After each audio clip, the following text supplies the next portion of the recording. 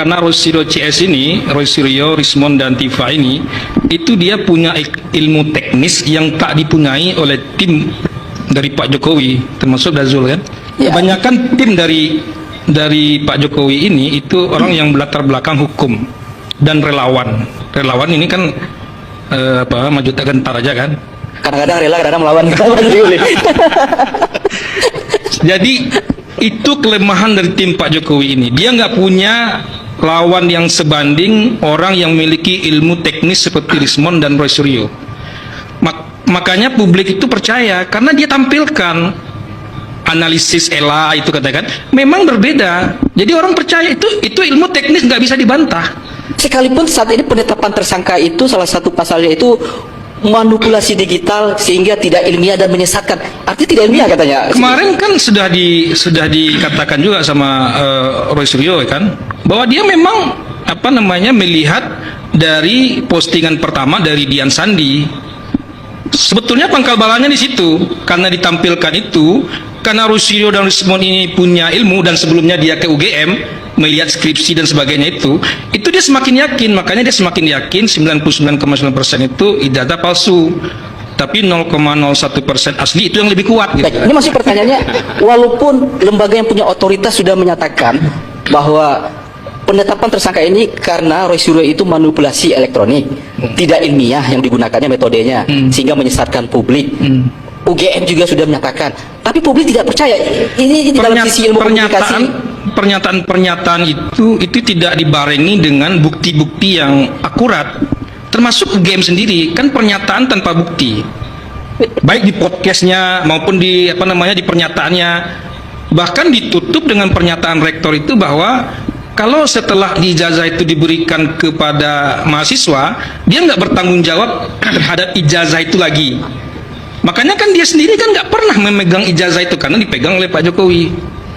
Nah, termasuk juga Baris Krim kan kita sama menyaksikan ketika dia konversi pers. Bahkan ijazah yang ditampilkannya itu adalah ijazah yang dilipat.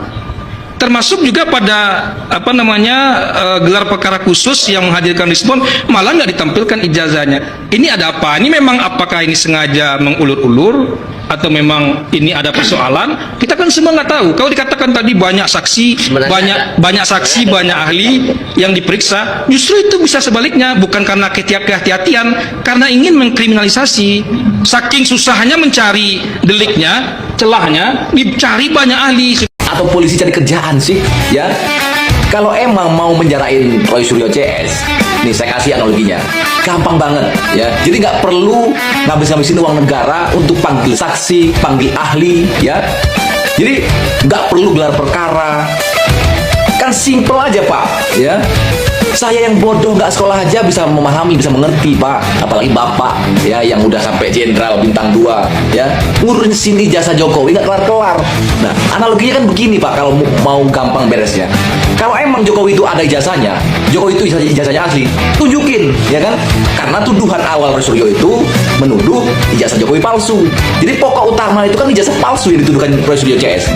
Nah, kalau menjarain Roy Suryo CS kan gampang. Tunjukin nih ijazah Jokowi ada, ijazahnya asli, ada, bener asli, udah kelar. Jadi semua tuduhan mereka terbantahkan. Ya udah, tinggal kita pasal tuduhannya apa. Kan begitu mudah analoginya Pak. Nggak usah muter-muter, sehingga masyarakat berasumsi kalau Roy Suryo CS itu dikriminalisasi.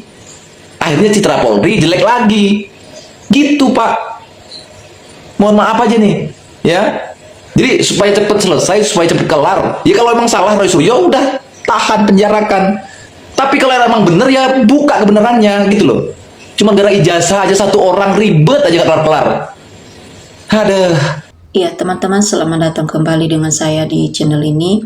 Di sebuah cuplikan video yang barusan kita tonton ini, ada banyak sekali yang menjadi tanggapan ataupun komentar teman-teman kita, netizen-netizen lain dalam menanggapi video ini. Nah, di sini ada yang berkomentar teman-teman, yaitu mudah-mudahan yang bohong, yang diholim dihancurkan oleh Allah dunia akhirat. La polisinya sudah termul, ya hanya ingin memenjarakan RRT. Memang ijazah aslinya tidak ada, apa yang mau diperlihatkan? Prabowo pura-pura tidak tahu masalah ijazah palsu Jokowi karena keduanya satu komplotan Pilpres. Nah, lanjut lagi teman-teman. Jokowi malu untuk mengakui karena sudah menipu biodata sendiri. Kasus ijazah ini sengaja diulur-ulur karena mau cari jalan keluarnya, sebab ijazahnya palsu terus digoreng sampai gosong, sampai ketemu jalan keluarnya dan cari aman. Jokowi tingkir sudah terlanjur keluar duit banyak buat para penjilatnya. Nah, lanjut lagi. Seharusnya Prabowo sebagai presiden turun tangan suruh si Jokowi untuk jujur. Hadirkan orangnya, ditanya pasti juga gugup kalau bohong. Pada akhirnya DPR akan dipanggil KPU untuk menjelaskan asal-usul ijazah ini. Bikin rakyat bingung saja. Rismond dan Roy Suryo dan Tifa punya ilmu dan kecerdasan. Sebenarnya polisi pengayom masyarakat, bukan pemenjara masyarakat. Kebanyakan bila ada polusnya, mengayominya. Bila tidak punya uang, siap-siap dijeruji besi. 60 tahun muncul kembali PKI gaya baru, sangat berbahaya. Susah ijazah Pak Jokowi cepat selesai karena diduga ada permainan kong kali kong dan ketidakjujuran. Lanjut lagi. Sengaja diulur-ulur agar pihak Jokowi bisa ngakalin gimana caranya membuatkan ijazah yang betul-betul asli. Kalau begini kelihatan kelas polisi di negeri ini. Nah, lanjut lagi. Mantap, lanjutkan perjuangan kalian, Bang Roy Suryo CS. Polri sangat bodoh sekali, kasus ijazah Jokowi aja tidak becus. Mau selesai sampai kapan? MK para termul cuma beransusi politik dan membanggakan Polri yang jadi anteknya. Sekarang stop pejabat termul, tegakkan hukum. Semua sudah kong kaling kong menjadi pemohon seperti Jokowi. OVA UGMK Polri, pengadilan, pengacara termul dan relawan termul, mereka harus ditangkap oleh rakyat.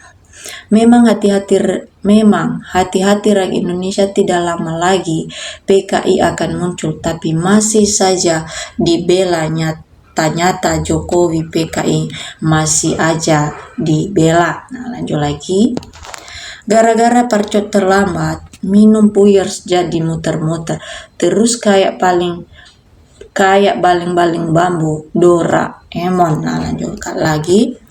Intinya ijazah yang diperlihatkan itu harus diperiksa secara utuh atau fix asli atau palsunya.